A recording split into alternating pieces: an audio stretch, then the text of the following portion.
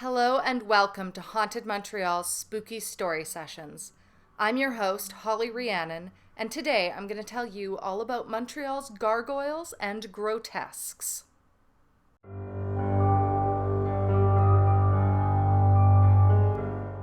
High above Montreal's busy streets, stone creatures watch the city go by.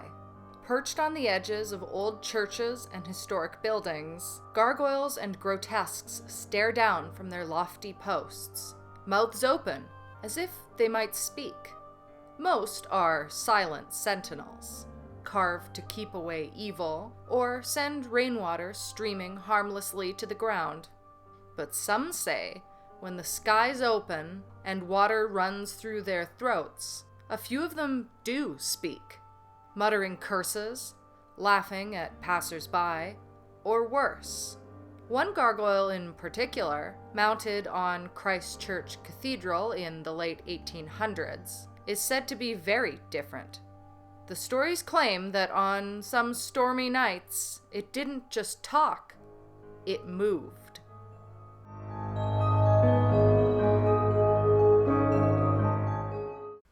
High above Montreal's streets, stone gargoyles and grotesques peer down from the corners of old churches and historic buildings.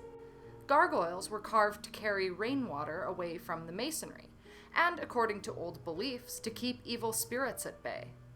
Grotesques are similar in appearance, but without the drainage channels that give gargoyles their distinctive spouts. Over the centuries, these creatures have attracted their own share of myths. Some say that when rain flows through a gargoyle's mouth, it can whisper to others perched far away. Others believe that certain gargoyles and grotesques step down from their perches under the cover of night. The very word gargoyle comes from the French gargouille, meaning throat. That name is tied to a much older legend, one that begins not in Montreal, but in the 7th century town of Rouen on the banks of the Seine in Normandy.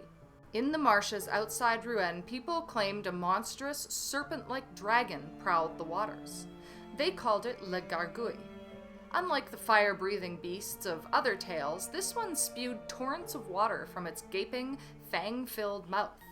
It was enormous, with thick gray-green skin, bat-like wings, a long, scaly neck, and glowing moonstone eyes.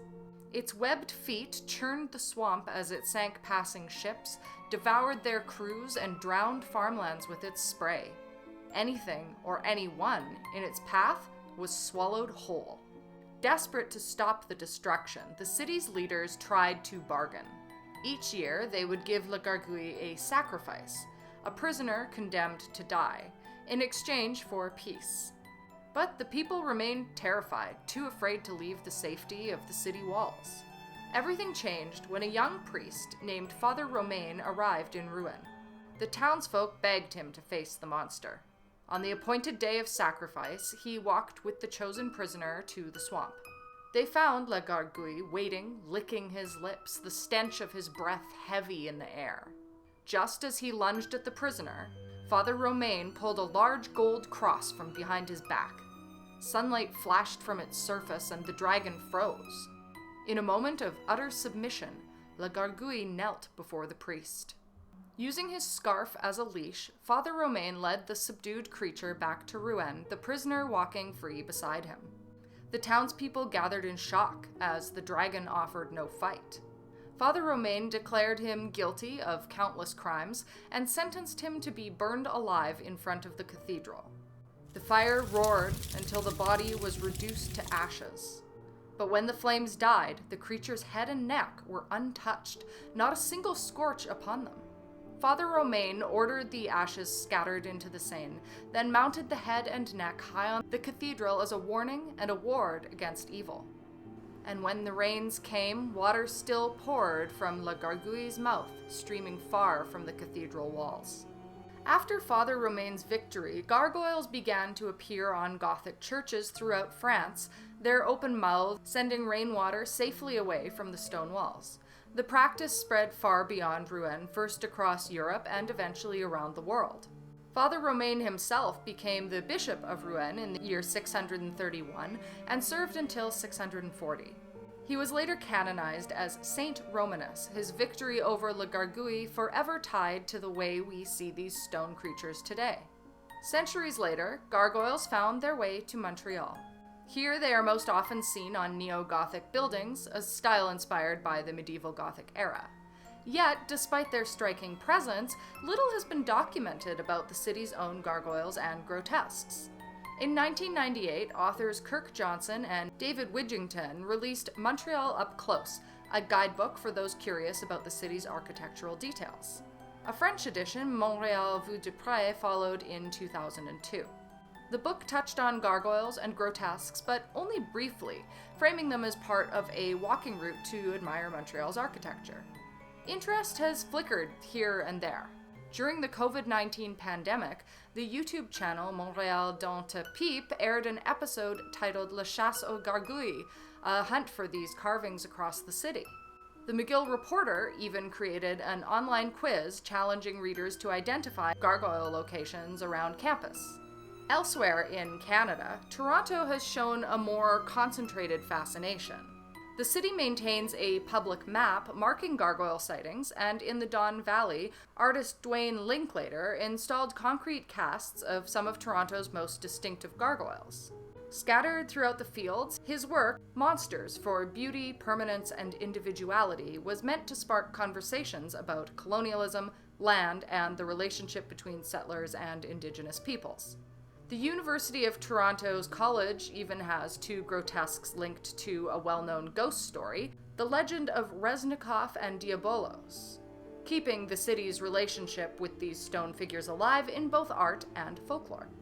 Montreal's interest in gargoyles has never been as strong as Toronto's, yet one legend from the late 1800s stands out. It tells of a gargoyle said to harass citizens during rainstorms, spitting water at pedestrians and shouting insults from above. At night, whispers claimed it would leave its perch, wandering the streets to spy on people, stalk them, break windows, and spread fear through the neighborhood. This gargoyle sits on Christchurch Cathedral at 635 St. Catherine Street West. The cathedral's history begins with tragedy. In 1856, a fire consumed the Anglican Church's original cathedral on St. James Street.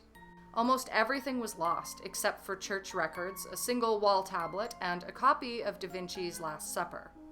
The painting survived only because a soldier cut it from its frame with his sword as the flames closed in. Miraculously, no lives were lost, and firefighters escaped just before the roof collapsed. 4 years later, the congregation built a new cathedral in the growing downtown district. Designed in the neo-Gothic style by architects Frank Wills and Thomas Seton Scott, it was adorned with several gargoyles and grotesques. Two of the most striking gargoyles rest above the main entrance, each perched over a grotesque that resembles a dog. The one to the left wears a grin. The one to the right has a far more threatening look. According to legend, sometime in the early 1890s, that menacing gargoyle was struck by lightning during a violent storm. From that night on, it is said to have come alive. The trouble began one rainy afternoon when the cathedral's gargoyles were spewing water from the downpour. A well-dressed lady was on her way to shop at the brand-new Morgan's department store, a crown jewel of Montreal's modern downtown. She carried a camisole to shield her petticoat from the rain as she passed Christchurch Cathedral on St. Catherine Street. Hearing a loud gurgle, she looked up to see water rushing from the gargoyles' mouths. In an instant, the menacing gargoyle on the right unleashed a blast of filthy water that soaked her from head to toe. Her camisole collapsed, her petticoat clung wetly to her legs, and above her came the gargoyle's mocking, gurgling laugh. Screaming, she fled to Morgan's. Clerks rushed over with expensive towels and tried to calm her. When she explained what had happened, they were skeptical, though not entirely dismissive. The story was strange, but it was not the first time people had claimed the gargoyles spat at them or hurled insults during storms. Most dismissed it as nothing more than the sound of rain through old stone drains. Then came the night a police officer on patrol glanced up at the gargoyle's usual perch and found it empty. Thinking it stolen, he reported it. By morning, the creature was back in place, leaving the incident a mystery. Soon after, Father Edmund Wood, the ritual-loving founder of St. John the Evangelist Church, heard the tale.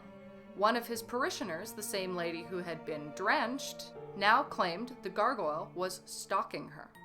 She described the sensation of being watched, the sound of great wings overhead, and tapping at her second-floor window in the night. One stormy evening, she peered through the glass to find the gargoyle itself on her ledge, leering and making lewd gestures. It spat on the pane, then smashed through the window and entered her bedroom. She bolted, slamming the door, and fled downstairs to wait by the front entrance until she dared run to Father Wood's home.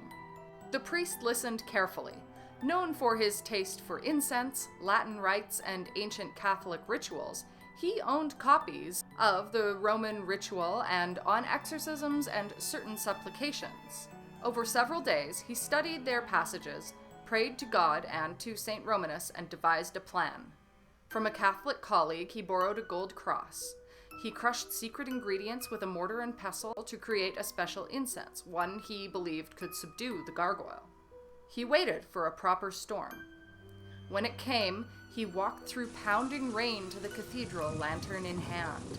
Standing below the creature's perch, he lit the incense and raised the cross. Chanting in Latin, he called on divine power to bind the gargoyle. The stone figure shrieked, flapped its wings, and spat water at him. Yet, it could not escape. Under Father Wood's command, it froze, returned to its original stance, and was ordered never to awaken again. The priest lowered his cross, thanked the Lord, and went home. The gargoyle never stirred during the massive 1987 construction project that placed the cathedral on stilts for an underground mall. Even with dust and vibration, it remained still. And so the menace was ended. But in Montreal, it's still wise to look up. The gargoyles and grotesques that watch from above may be silent now, yet their world is alive with history, mischief, and mystery. That's it for today, but before we wrap up, we'd love to hear from you.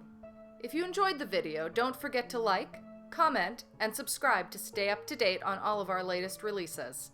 Share your thoughts on this episode, and feel free to include any of your own ghost stories with us in the comments. While you wait for our return, be sure to check out the original blogs written by Donovan King over at Haunted Montreal, where you can also get tickets for in-person haunted storytelling experiences. And don't forget, we'll be back with a new video in 2 weeks. Until then, stay spooky.